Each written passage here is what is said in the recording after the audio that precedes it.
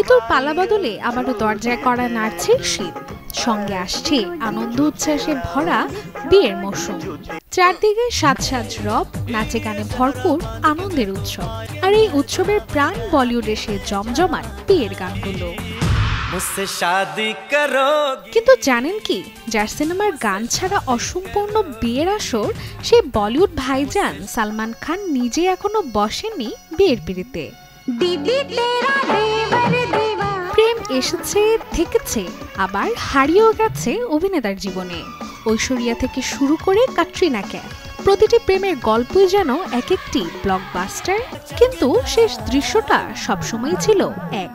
Finlay English ব্রেকফাস্টটি, যার কড়া স্বাদ আর সতেজ সুবাস দেয় চুমুকে চমৎকার একটা দিন। দুপাট্টা তেরা। তাহলে কি সালমান খান সত্যি বিয়ে করবেন না কখনো? এমন প্রশ্নের জবাবে একবার ভাইজান বলেছিলেন, আমার বিয়ে হলে গোটা দুনিয়া জানবে। তবে সেই ঘোষণা আসেনি এখনো।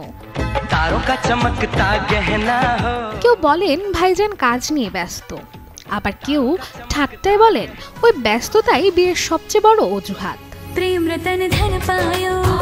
তবে ভাইজান বিয়ে করুক বা না করুক, বলিউডের বিয়ের সুরে তিনি চিরকালই বর।